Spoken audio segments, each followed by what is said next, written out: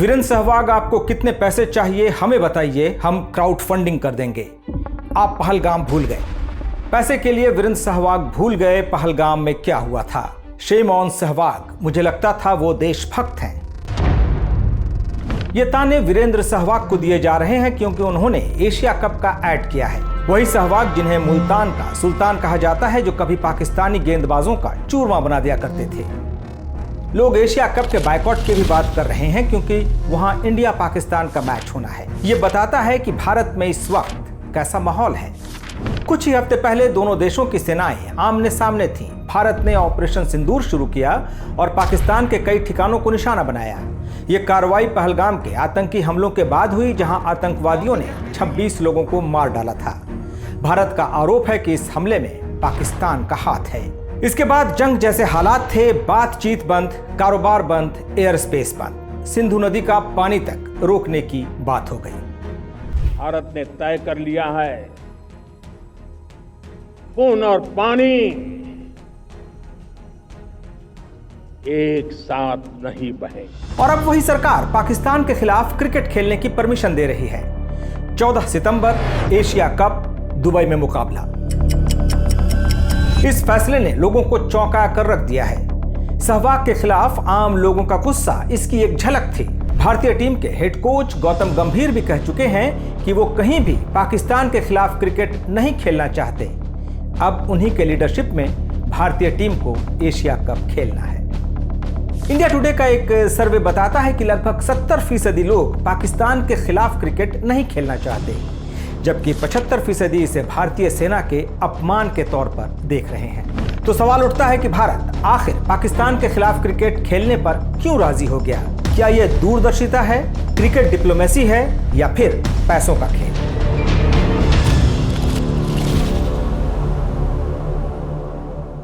शुरुआत भारत के official statement से। भारत का दावा है कि वो अंतर्राष्ट्रीय खेलों के मेजबान के तौर पर उभरता हुआ देश है और अपनी इस छवि को बनाए रखना चाहता है। भारत का कहना है कि वो पाकिस्तान के साथ मल्टीनेशनल मुकाबलों में तो खेलेगा, लेकिन बाइलैटरल सीरीज नहीं होगी। यानी एक दूसरे के खिलाफ खेलने ना तो भारत की टीम पाकिस्तान जाएगी, ना पाकिस्तान की टीम भारत आएगी।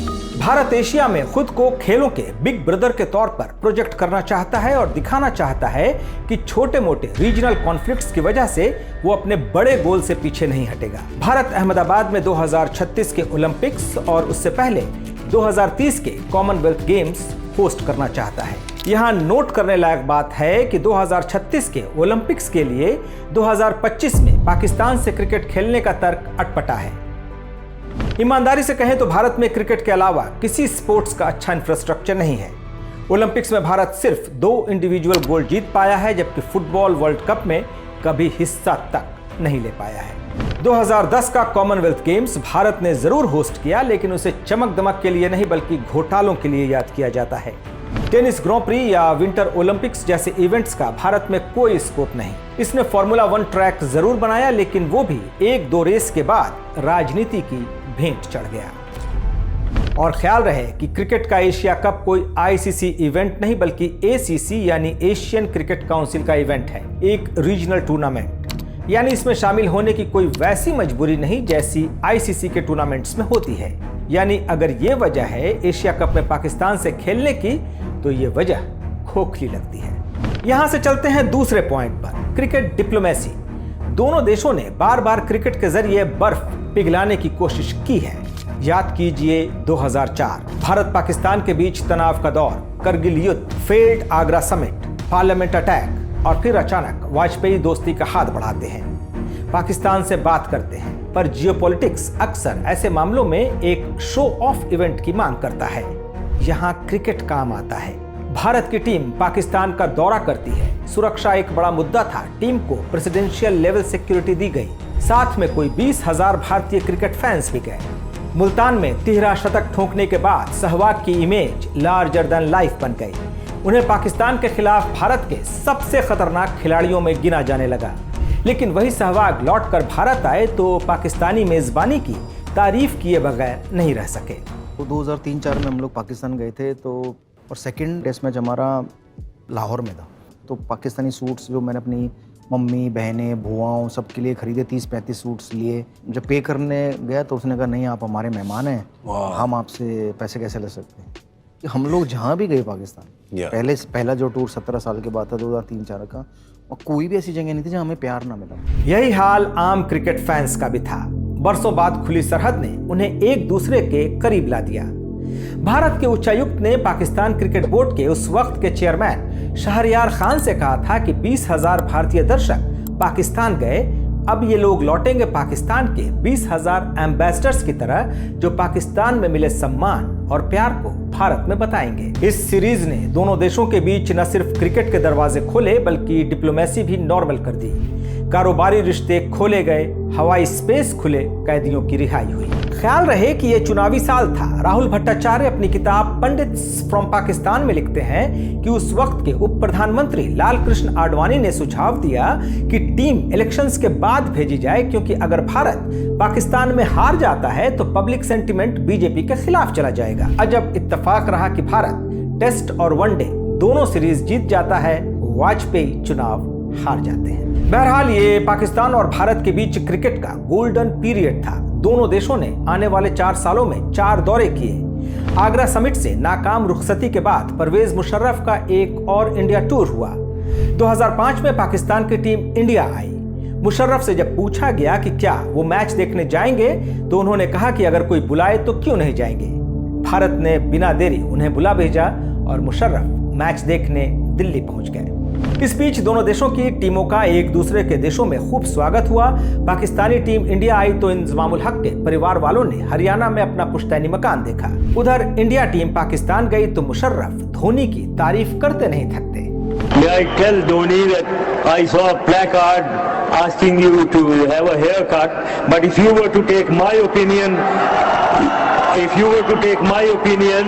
you look good in this haircut. Don't have a haircut. मैदान के बाहर क्रिकेट डिप्लोमेसी काम कर रही थी और मैदान पर क्रिकेट। दोनों टीमें जबरदस्त क्रिकेट खेल रही थीं और कई बार तनातनी भी हो जाती थी। 2007 कानपुर मैच, गौतम गंभीर और शाहिद अफरीदी के झगड़े की आज तक चर्चा होती है। 2008 में क्रिकेट में पैसों की मशीन यानी IPL की शुरुआत होती है और पाकिस्तानी क्रिकेटरों की पूछ और बढ़ जाती है। शोएब अख्तर कोलकाता तो शाहिद अफरीदी हैदराबाद की टीम से जुड़ जाते हैं। फिर होता है 26-11 और सब कुछ थम जाता है। अफसोस इस बात का कि ये कोई पहली बार नहीं कि ऐसा कुछ हुआ हो। 1987 में जनरल जियाउल हक टेस्ट मैच देखने जयपुर पहुंचते हैं। भारत उस वक्त ऑपरेशन ब्रास टैक्स के तहत सैनिक अभ्यास कर रहा था। दोनों देशों में तनाव था। जिया की भारत यात्रा ने उसे नरम बना दिया। उसी साल दोनों देशों ने मिलकर वर्ल्ड कप ऑर्गेनाइज कराया। ये वर्ल्ड कप पर इंग्लैंड के वर्चस्व का अंत था। हालांकि BBC की एक रिपोर्ट बताती है कि भारत यात्रा के दौरान ही जिया ने राजीव गांधी के कान में कह दिया था कि हमने तो एटम बम बना लिया है। राजीव गांधी सन्न रह गए। 3-4 साल में कश्मीर में तनाव बढ़ने लगा और फिर चरमपंथ का खतरनाक दौर सामने आया। मुंबई हमलों के बाद आपसी क्रिकेट लगभग खत्म हो गया। हालांकि 2011 वर्ल्ड कप के दौरान पाकिस्तानी प्रधानमंत्री गिलानी भारत जरूर आए और उसके बाद पाकिस्तान टीम का एक दौरा भी हुआ, लेकिन डिप्लोमेसी काम नहीं कर रही थी। इस बीच भारत में मोदी सरकार आ चुकी थी और उसने क्रिकेट को विदेश नीति का हिस्सा बना दिया था। बाद में कभी पठानकोट तो कभी पुलवामा की वजह से क्रिकेट ठंडे बस्ते में पड़ा रहा। यानी एशिया कप में पाकिस्तान से खेलने की सरकार की ऑफिशियल वजह काम की लगती नहीं और डिप्लोमेसी काम करती नहीं। तो फिर क्या वजह है कि भारत पाकिस्तान के साथ क्रिकेट खेल रहा है? कहीं ये पैसा तो नहीं? BCCI दुनिया का सबसे अमीर क्रिकेट बोर्ड है। सारे क्रिकेट बोर्ड मिलकर भी BCCI जितना नहीं कमाते। पिछले साल BCCI ने लगभग 10,000 करोड़ रुपए कमाए। आधे से ज्यादा IPL से आया। पैसे की वजह से बड़े से बड़ा खिलाड़ी IPL में हिस्सा लेना चाहता है, पाकिस्तान उन्हें यह मौका नहीं दे पाता। यानी BCCI अपने टर्म्स पर इंटरनेशनल क्रिकेट का भविष्य तय कर रहा है। इकोनॉमिक टाइम्स की एक रिपोर्ट बताती है कि एशिया कप के दौरान भारत और पाकिस्तान के मैच में 10 सेकंड के ऐड की फीस होगी 14 से 16 लाख रुपए। ये मैच ब्रॉडकास्टर्स के लिए सोने के अंडे देने वाली मुर्गी के बराबर है। जो सोनी लिव अपनी ऐड की वजह से विवादों में आ रहा है, उसने 1400 करोड़ रुपए में एशिया कप के राइट्स साल 2031 तक के लिए खरीद रखे हैं। जाहिर है सबसे ज्यादा पैसा भारत पाक मैच से ही आएगा। 2019 वर्ल्ड कप में भारत पाक मैच से स्टार स्पोर्ट्स को 100 करोड़ रुपए की कमाई हुई थी। इस साल चैंपियंस ट्रॉफी से जियो स्टार को 900 करोड़ रुपए तक का ऐड मिला बताया जाता है। फाइनल मैच कोई 85 करोड़ लोगों ने देखा, यानी ये ऐसे मुकाबले हैं जिन्हें पैसों के हिसाब से नजरअंदाज नहीं किया जा सकता। और यहां बात सिर्फ बीसीसीआई की नहीं बल्कि पूरे क्रिकेट इकोसिस्टम की है। बीसीसीआई का कद इस बीच शायद आईसीसी से भी बड़ा हो गया है। आईसीसी को सालाना $600 मिलियन यानी 5,000 करोड़ रुपए से भी ज्यादा की कमाई होती है। इसका लगभग 40% भारत के पास जाता है और सिर्फ 5% पाकिस्तान के पास। यानी पैसा क्रिकेट का लीडिंग फैक्टर है। पर क्या यह इतनी बड़ी वजह है कि भारत लोगों के इमोशंस को दरकिनार कर दे? आपको क्या लगता है कि भारत पाकिस्तान के साथ क्रिकेट क्यों खेल रहा है? अपने जवाब हमें कमेंट बॉक्स में लिखकर बताएं। नमस्कार।